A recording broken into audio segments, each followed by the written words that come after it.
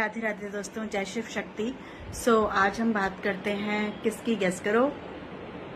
आप लोगों ने ध्यान दिया है कभी कि हम किसी की कुंडली देखते हैं, नॉट हम, जो भी किसी की कुंडली देखते हैं एस्ट्रोलॉजर, कई बार होता क्या है उसकी कुंडली के हिसाब से सब कुछ बहुत बहुत बहुत अच्छा होता है, बट उसमें प्रॉब्लम्स लाइफ में बहुत हैं। उसका कुछ उपचार नहीं समझ में आ रहा, क्योंकि यही नहीं समझ में आता कि प्रॉब्लम है क्यों, राइट।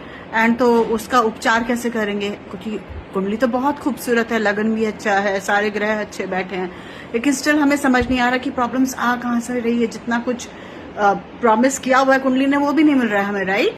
उसका बहुत बड़ा रीजन होता है उपग्रह, जिसके बारे में बहुत कम लोगों को नॉलेज है। उपग्रह को हमें कैलकुलेट करना पड़ता है, वो किसी भी ऐप के थ्रू या किसी के थ्रू आप चेक नहीं कर सकते कि कौन सा उपग्रह कहाँ बैठा है और कितनी डिग्री का बैठा है। उस ग्रह की कितनी डिग्री है, क्या वो लग्न 6th house, 8th house, 12th house, या फिर शनि या राहु के साथ, या फिर सूर्य और मून के साथ बैठा हुआ है।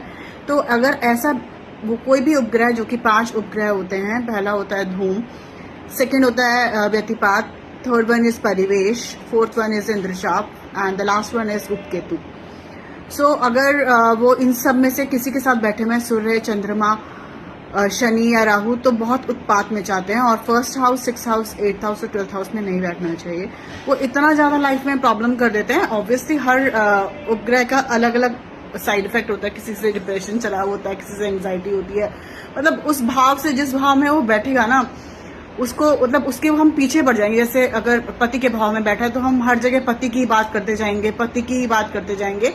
वो पति हमसे, हम पार्टनर, आई डेंट मीन पति ओनली, मतलब पार्टनर, वो हमसे जितना हम उसकी बुराई करते जाएंगे, वो हमसे उतना दूर चल जाएगा। हम उसके आगे बढ़ते जाएंगे, वो हमसे पीछे भागता जाएगा। जैसे कि 12th हाउस में बैठा है, अगर हमें पता है कि यहाँ कोई उपग्रह बैठा है जो बहुत बहुत साइड इफेक्ट कर रहा है, तो हमें क्या लगेगा, क्योंकि वो हॉस्पिटल का घर है, तो वी विल फील लाइक कि चांसेस हैं कि मुझे कोई बीमारी हुई है, राइट। और मैं सोची मैं ठीक हो जाएगा, अपने आप ठीक हो जाएगा, मुझे क्या कुछ नहीं हुआ, ये तो मुझे पता है, तो ठीक हो ही जाता है, इसके लिए मुझे हॉस्पिटल जाने की जरूरत नहीं है। तो कुछ लोगों को सुना है, हम लोग लास्ट स्टेज पे हॉस्पिटल पहुंचते हैं और वहां पे डॉक्टर कहते हैं अब तो बहुत देर हो चुकी है। वो उन्हीं लोगों का होता है जिसमें वो पर्टिकुलर उपग्रह 12th हाउस में जाके बैठ गया होता है और वहां पे परेशानी कर रहा होता है।